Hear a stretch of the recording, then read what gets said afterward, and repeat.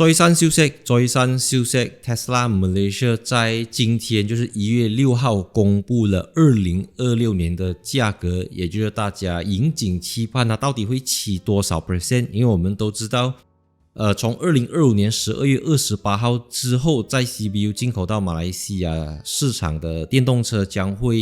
不再享有 0% excise duty 跟 0% import duty 的这个优惠了 ，OK，SST 还是照样会走。那在 before 我们讲这个 Tesla Malaysia 的动作之前我们来看现在 Tesla Malaysia 卖的 Model 3跟 Model Y 两款都是在 Gigafactory 上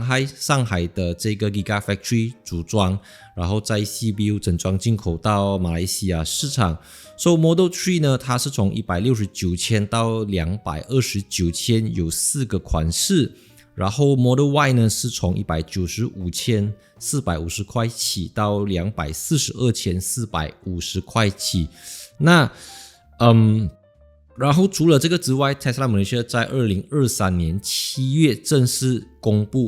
宣布来到马来西亚市场，然后在2023年底交付了第一批 Tesla Model 3。那我就是在2023年跟着第一批车主一起拿车的啦，所以我看着它的整个成长。截至2025年的最后一天，他们已经公布他们在马来西亚累积了超过14000台车子，就是有14000台 Tesla 不管是 Model 3还是 Model Y 在马来西亚的公路上行驶，并且他们已经新建了17个 Supercharging Station， 然后有76支快充的枪，250 kW 的 DC。当然 Destination Charger 就是那个慢充的也是很多吧，那个我没有算啦，因为那个每次都有人排队用不到的，高姆大客服那个可以用啦。除此之外呢，他们公布在2025年当然就去年一年Model 3卖了超过2800台， Model Y 卖了超过4300台。那肯定今时今日的市场来讲，大家还是比较 prefer 买 SUV 多过买 Sedan 又矮，对不对？又小，然后空间又不够大的话 SUV 虽然可能也不是每天用这么大的车啦吧，就是很多人还是会想要买 SUV right。 刚才我说到这个最新消息的时候其实我是有一点意外的啦，因为我没有 expect 到他们宣布不起价，1毛钱都没有起， no price hike，而且是针对2026年新定的 Model Tesla，就是不是 inventory， 不是 second hand， 不是 used car， 不是 demo unit， 是你从2026年1月1号之后你在下定的车子也是一样，根据2025年的这个价钱，就我刚才讲的那个价钱，没有起价1 sen pun tak ada naik。 Yup， 其实当然我们之前跟媒体朋友在讨论它可能不会起价，这个是在 one of 的可能性里面的，因为我始终很多人讲这个 Tesla 它跟所有的汽车厂商最大的一个不同点就是它走的是 direct sales 的这个机制，就是直销，厂家直销，厂家直营 from manufacturer to consumer， 所以它中间是没有 distributor， 它没有代理商，它没有经销商，它没有分销商，它只有这个 experience center 跟 service center， I mean delivery center 这样子的东西而已。说他们今天已经正式公布进军东马，就是 Kuching， 我相信沙巴也不远了啦，他们还是要评估一下 Kuching 的 market， 然后再做进一步的行动。现在 Penang 有点Klang Valley 有点，然后新山也有一个点，就是 delivery center 啦。然后因为大家都知道 Tesla 自从2023年底公布了2023年8月还是9月公布了 Model 3的价格之后，它就起到一个 anchor， 就是那个锚一个定锚者的这个作用，就是所有人不管中国 brand 不管欧洲 brand， 当他们要卖电动车不管是 Sedan 还是 SUV 的时候，他们都要以 Tesla 作为一个 benchmark 来 set 他们的价格，所以大家都会以 Tesla 卖多少钱你卖多少钱来去衡量你的产品到底合理还是不合理。你是 non-premium brand 你是 premium brand， 你都在跟着 Tesla 的那个价格去玩。你比如讲 Model Y卖195,000到242,000，那我可能小鹏我可能极客就 below that， 在它下面 OK， 我不会贵过它，但是不会跑太远啦，你要跑太远卖到太便宜，我就没有利润这样子啦。So 但是有意思的就是